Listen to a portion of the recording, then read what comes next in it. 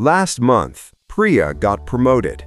Senior manager, corner desk, 18% salary increase, 12 lakh rupees to 14.2 lakh rupees. She called her parents, celebrated with friends, updated LinkedIn. And then she checked her bank account 3 months later. Nothing had changed.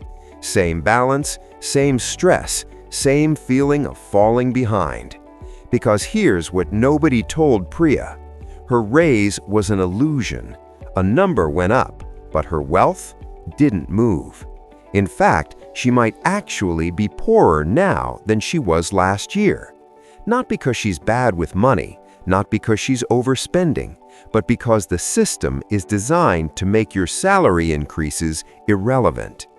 Today we're going to break down the math, the real math, the kind your HR department will never show you. And by the end, you're going to understand why working harder for more money might be the biggest financial mistake you're making. Let's start with a simple question. When was the last time you got a raise and actually felt richer? Not for a week, not until the first big purchase, but genuinely, sustainably wealthier. For most people, never. And there's a reason for that. Between 2020 and 2024, the average Indian salary increased by about 35%. Sounds good, right? Except in that same period, here's what actually happened. Petrol went from 70 rupees to 105 rupees per liter. That's 50% up.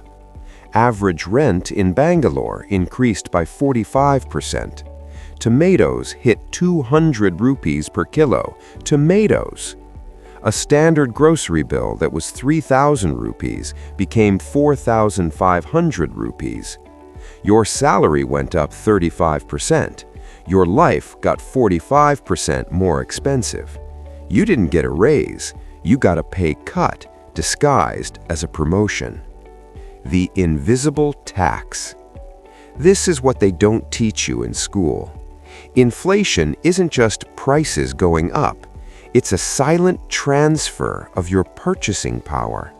You think you earn 14 lakhs now instead of 12 lakhs, but in real terms, in what that money can actually buy, you might be earning the equivalent of 10 lakhs from 5 years ago.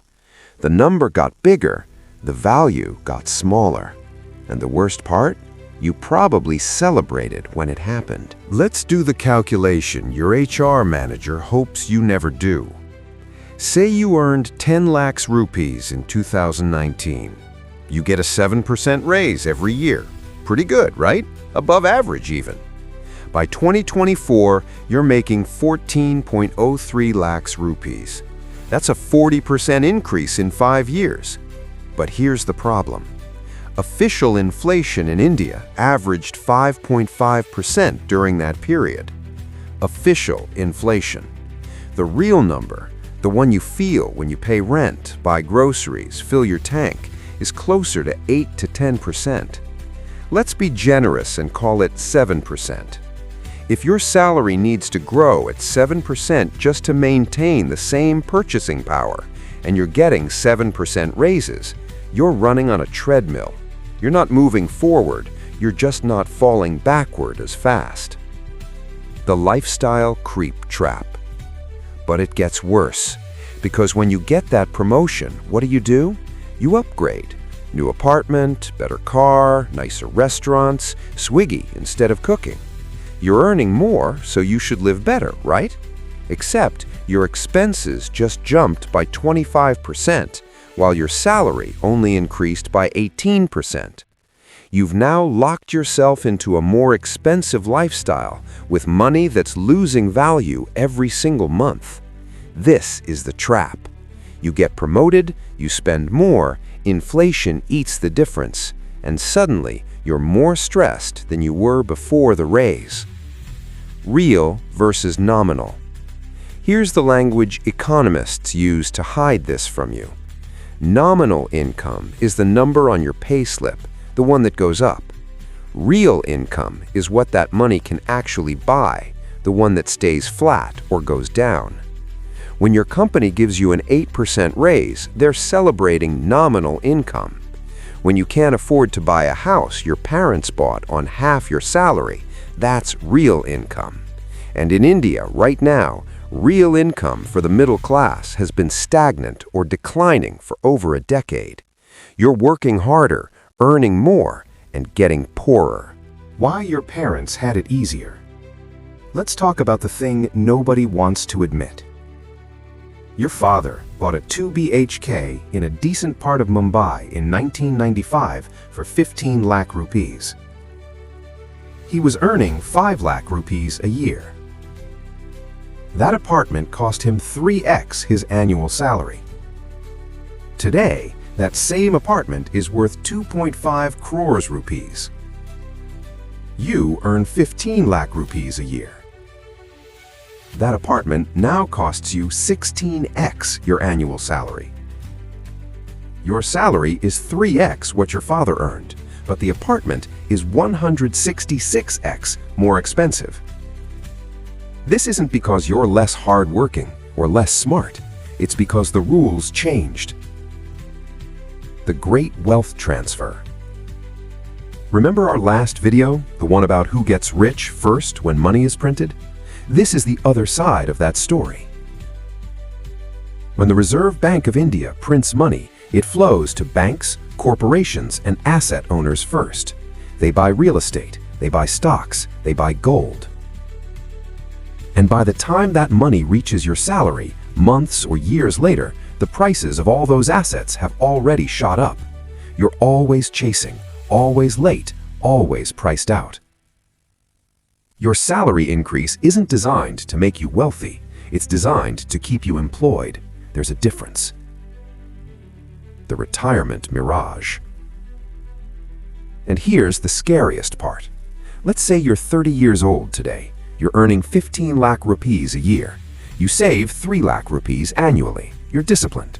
By the time you're 60, you'll have saved 90 lakh rupees, plus some fixed deposit interest, maybe 1.5 crores rupees total. Sounds comfortable, right?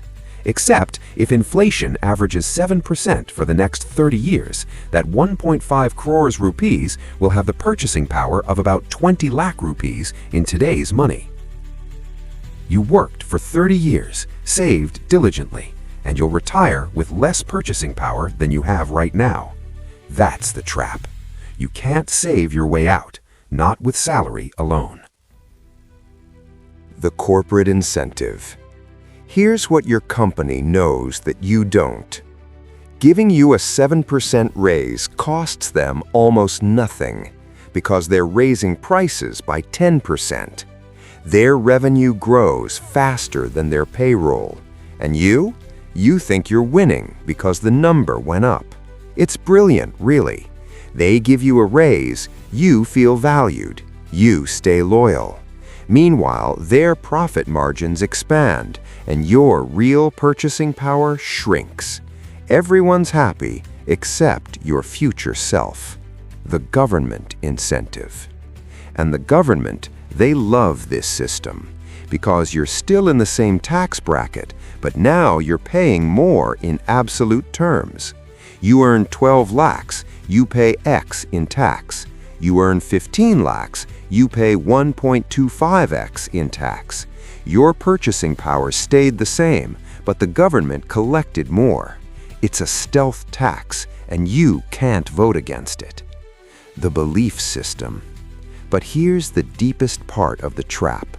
You've been conditioned to believe that salary growth equals success. That's how they measure you in appraisals, on LinkedIn, at family functions. How much are you making now? Not how much wealth have you built, not how much freedom have you bought, just how big is the number on your payslip. And so you chase raises, you switch jobs for 20% hikes, you negotiate hard, all while the treadmill speeds up beneath you. What actually builds wealth? So what's the answer? Should you stop asking for raises? Should you reject promotions? No. But you need to understand what salary is actually for. Your salary is fuel. It keeps the machine running, but it's not the machine itself. Wealth, real wealth, doesn't come from salary. It comes from assets. The people who got rich in the last decade didn't do it through salary increases. They did it by owning things that appreciate faster than inflation. Real estate, stocks, businesses, gold. While your salary grew 8% a year, the Nifty 50 returned 14% annually. While you celebrated a 2 lakh raise, property in Tier 1 cities doubled. This is why your manager, who earns twice your salary, isn't twice as wealthy. But the guy who bought 3 flats in 2010, he's retired. The mindset shift. Here's the brutal truth. You will never get rich by selling your time for money, because your time has a ceiling. There are only 24 hours in a day. But assets, they compound, they grow, they work while you sleep. The goal isn't to earn more salary. The goal is to convert salary into assets as quickly as possible. Every rupee you spend on rent is gone. Every rupee you spend on an EMI for an asset is working for you. It's not about how much you make, it's about how much you keep and what you do with it. So why does your salary increase mean nothing? Because the system is designed to keep you running, to keep you working, to keep you believing that the next raise, the next promotion, the next jump will finally be enough. But it won't.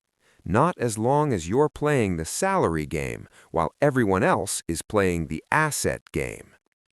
Priya got her promotion. She earned more, but she didn't get richer because she made the same mistake most people make. She confused income with wealth, and that's a mistake that will cost her decades. The question isn't whether you should work hard or ask for raises. The question is, what are you doing with the money once you get it? Are you spending it, saving it in a bank account that pays 4% while inflation runs at 7%? Or are you converting it into something that actually grows? Because the trap isn't that you're earning enough. The trap is thinking earning more will solve the problem. It won't. Not unless you change the game you're playing.